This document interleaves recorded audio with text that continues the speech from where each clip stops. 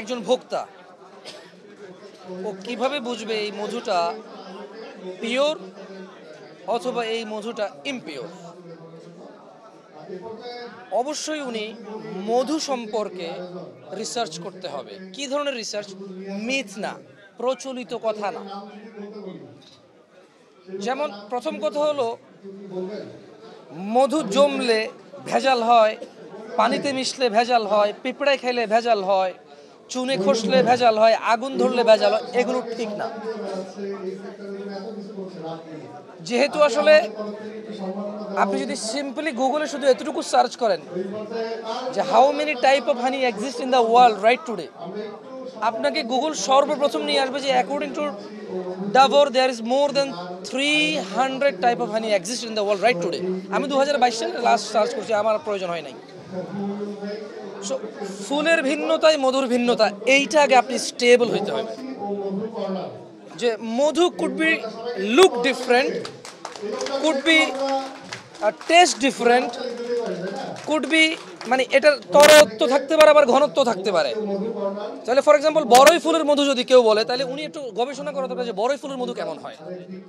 অবশ্যই এমন কোনো সোর্স থেকে নেবে লাইক যেগুলো ট্রাস্টেবল।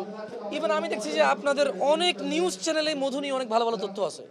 যেমন আমি আমাদের হানিনার্স নিয়ে, হানিনার্সে তো মধু ইউজ হয়, আমি সেখানে দেখেছি বেশ ভালো ভালো নিউজ চ্যানেলরা হানিনার্সের উপকারিতা নিয়ে লিখেছে, কবে থেকে খাচ্ছে, প্রাচীনকাল থেকে খাচ্ছে, অনেক সুন্দর সুন্দর।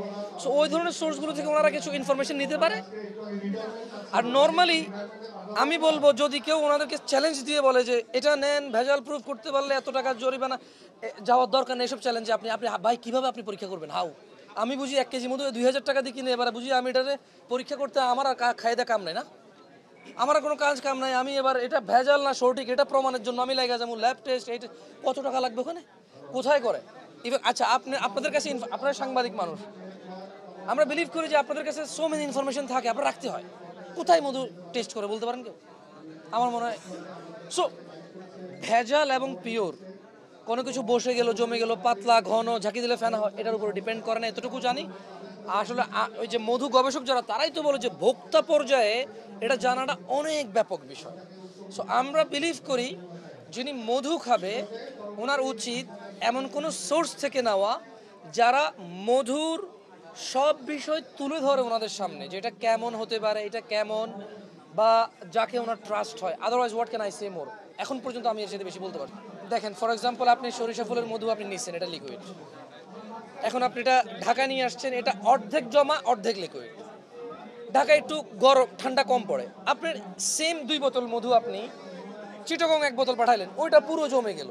ঢাকারটা অর্ধেক জমা অর্ধেক লিকুইড। এখন আপনি যদি এটাকে ডেফিনেশনে নিতে চান যে কী ব্যাপার, একই মধু একটা অর্ধেক জমলো অর্ধেক লিকুইড, আর একটা পুরো জমে গেল কেন? টেম্পারেচারের উপরে। মধু তার বিহেভিয়ার চেঞ্জ করে টোটালি টেম্পারেচারের উপরে। আমি আবারও বলি, ফুলের ভিন্নতায় মধুর ভিন্নতা, এবং মধু তার গাঢ়ত্ব, ঘনত্ব, তরলতা ডিপেন্ড করে টেম্পারেচার, ন্যাচারালের, মানে ওই যে এটাকে কী বলে, সুন্দর করে বলতে গেলে বলা হয় যে শুধু আবহাওয়ার উপর অনেক কিছু হয়। আল্লাহু আলাম। ফর এক্সাম্পল, আপনি সুন্দরবনের মধু আজকে সংগ্রহ করলেন, এটা একরকম পাইছেন আপনি।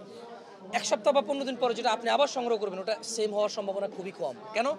সুন্দরবনে ভ্যারিয়েন্ট ফুল ফোটে, দেখা যায় কোনো ফুলের আধিক্যতা কমে গেছে, কোনো নতুন ফুল ফুটছে। সো ওই আগেরটার সাথে এখন ওটা মিলবে না। সো এটা so tough to give definition how to understand what is pure honey. যারা ভালো কাজ করে আপনি আন্ডারস্ট্যান্ড করবেন, আপনি একটু নিজে নিজে মানে অন্ধভাবে না থেকে একটু নিজেও ভালো সোর্স থেকে তথ্য নেওয়ার চেষ্টা করবেন। আমি গ্রাহকদের উদ্দেশ্যে যদি মেসেজ দেওয়া যায়, বিক্রেতা, আমি বলবো মধু পুষ্টি সমৃদ্ধ একটি খাবার, প্রাকৃতিক রোগ নিরাময়ের বিশাল এক উৎস। প্রাচীন যুগ থেকে মানুষ মধু খায়। আপনারাও মধু নিজেরা এবং নিজের পরিবারের বাচ্চা কাচ্চা সবার সাথে মধুর সাথে পরিচয় করানো একটা ন্যাচারাল মানে রোগ নিরাময়ের উপায় গ্রহণ করার সমতুল্য। সো আপনারা এইটা যখন আপনি এটা খেতে চাইবেন, সত্যি কথা আমি বলি, যে আপনারা এখন আমাকে বলছেন না যে কিভাবে বুঝবো খাঁটি মধু ভেজাল মধু। যেদিন বাংলাদেশের মানুষ মানে এইম করবে যে ঠিক আছে আমার পরিবারের মধু আমি বাচ্চাকে খাওয়াবো, আমি মুরব্বীকে খাওয়াবো, আমি নিজে খাবো, সেদিন দেখবেন আস্তে আস্তে উনি অনেক কিছু উনি নিজে ফাইন্ড আউট করতে পারবেন ইনশাআল্লাহ। 2টা প্রশ্ন, দায়ী কারা, চিনবে কিভাবে? অবশ্যই যারা ভেজাল করে তারা দায়ী, তাদের নৈতিকতা নাই, তাদের এই বিষয়ে তারা অনৈতিক পদ্ধতিতে ব্যবসাটা করতেছে, এটার জন্য দায়ী। আর চিনবে কিভাবে, এটা অনেক জটিল একটা প্রশ্ন, এটার উত্তরটা অনেক ব্যাপক। আমি কিছু বলেছি। সাধারণ মানুষ চেনার জন্য আসলে ওরকম কোনো যন্ত্রপাতি নেই।